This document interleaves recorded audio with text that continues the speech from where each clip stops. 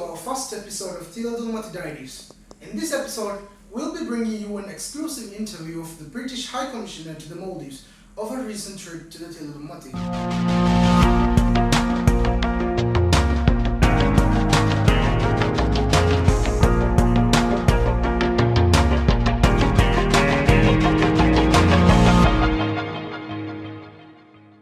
Good afternoon, my name is Ahmed Arashim and it's an honor to meet you.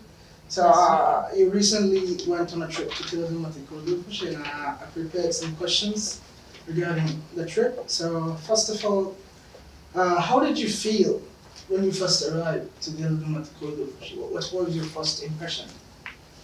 Well, I was very excited to be going there after such a long period of time confined to Malé and the capital island. So this was really the first chance I'd had to explore Maldives for quite a long time, more than a year. So very excited to get to see some of the northern atoll. And so it was quite bad weather when we arrived, and we actually landed in Hanamadu rather than kulhudhufushi. So we had a boat ride across, which was slightly choppy, but I did have the excitement of seeing flying fish sort of flying either side of the boat. So it was really a wonderful kind of way into into kulhudhufushi. So how was the people there? How was the hospitality you received from the people of kulhudhufushi? Well, my team and I received such a warm and genuine and generous welcome, and really thank everyone from the kulhudhufushi City Council and everyone else who met us. We were very well looked after, and I mean, what I wanted from the visit was not just to hold meetings in offices, but to really see people in their homes and see around the island. And I realized that, you know, for some of the people we visited, it might seem a bit strange to have this, you know, foreign lady kind of just show up and ask to be shown how coir is made or something. But everyone we met really took it in their stride and were very welcoming and friendly to us. I've seen from social media that you went to many places in kulhudhufushi, the water, the mangrove and everywhere. Yeah, and so my question is, during this trip, what was your favorite part, like the most favorite part? Oh, it's very difficult to choose. As you say, we were shown lots of different things, and that's what I asked for, the exposure to the culture and the lifestyle of people there, and to understand what makes this part of the north unique. So, I mean, some of the highlights were seeing coir rope being made, tasting some of the local foods, and indeed seeing halufoli made. Halufoli, have I got that right? Yes, I think so. And there was a wonderful museum we went to, actually, where we saw lots of beautiful old but useful implements and things that are from the sort of historical past.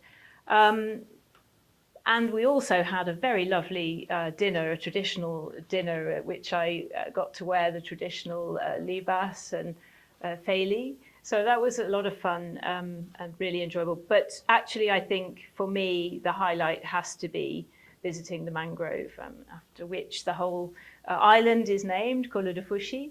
I had read about the mangrove, you know, over a year ago, and I knew that there was this problem of dieback, of concern about the trees dying, and also that there had been concern before that about some of the mangrove being destroyed to make way for an airport. And I'm a very passionate conservationist and nature lover, and certainly the council team planned a really exciting, in-depth, let's say literally in-depth visit. So as you will have seen from the photos, we were wading through the mangrove, and I'm quite convinced that that is the best way to experience and to understand this sort of natural wonder. And in fact, we saw there, we were shown one particular species of mangrove, of which there are only about 200 of these trees left in the world. And it was flowering, and you know, we were able to see it in its natural habitat. And I really hope that others will appreciate the mangrove and its uniqueness and what it brings to kulhudhufushi and look after what's left of it. Would you suggest the Thiladhunmathi to UK citizens as a vacation destination? like from your experience? Well, I think it has potential as a tourism destination. I certainly enjoyed my time there, and I think if you're a tourist who's looking for something a bit different from the traditional Maldives, what people tend to think of as the Maldives holiday, which is the kind of water villas and the five-star resorts. But there's so much more to Maldives, and I think if you want to experience local culture and customs and so on, then this would be a good place to do it. But I think there's a really important point here for kulhudhufushi, for the region and for the country as a whole, which is that there's really a huge appetite for ecotourism. And I feel that goes quite unmet in Maldives, and that, one of the good things about kulhudhufushi is it hasn't actually seen a huge amount of tourism development until now, which means it's preserved and it can be developed in a way that will preserve the natural assets that you have, and provide tourists with a different experience than they might get in some of the more glitzy resorts. And I've seen that you've met with some officials and you've held some formal meetings. So can you briefly highlight some of the details you discussed during these meetings? Sure. Well, primarily we met with the local councils, both in kulhudhufushi and Hanamadu. And that was interesting to sort of see the contrast between, relatively big urban city council and a much smaller island, and the different challenges that they faced. But we also met with Women's Development Committee, with some of the imams from the area, from representatives of NGOs and so on. And the aim of that really was for me to gain a proper understanding of different perspectives and different concerns and the different joys of living in the area. And I wanted to do that partly because it's part of my job to understand the country and to be able to explain it to my headquarters, to my country, what's important to the people of Maldives. But also as a mission here, and we just set up this mission only 2 years ago, we are developing sort of partnerships and program work in a number of areas, supporting things like decentralization, youth employment, and helping to find opportunities for youth, women's empowerment, and indeed, as I've said, protecting the environment. So we had discussions about how we could work together to achieve all of those mutually beneficial things. What did you achieve from this trip? Understanding, I think. Made some friends, I think. Really, it was a kind of fact-finding and understanding mission. We built lots of contacts. We were there to try to understand what opportunities might be there for us to develop projects in the different areas that I've mentioned, things like environmental protection, sustainable development, youth empowerment, and so on. The whole trip, how would you define it in general?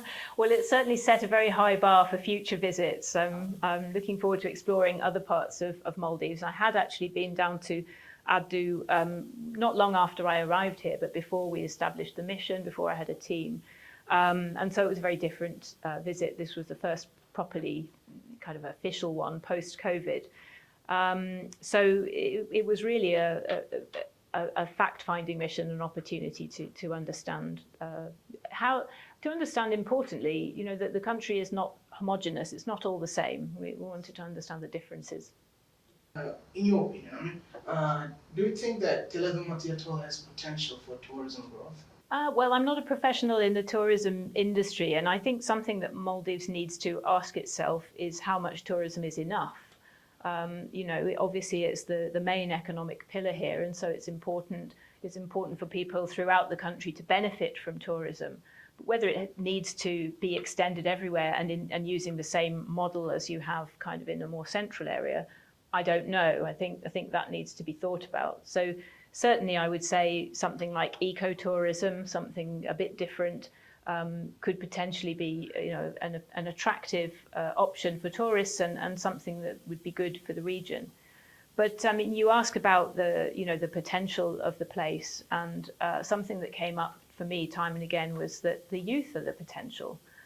There is a big youth population, And it seemed to me that there are lots of people with, good ideas and ambition to do things, but not necessarily always having the right access to education or skills development and opportunity to realise their ambitions, or even to know what those ambitions could or should be. So, and I really had the feeling from both of the councils I met that they were very, they're obviously very new into their roles and very aspirational and hopeful, and that a lot of young people we met, particularly NGO representatives, were kind of banking on them to deliver, and I think and hope together they will. Okay, so would you return to Thiladhunmathi again?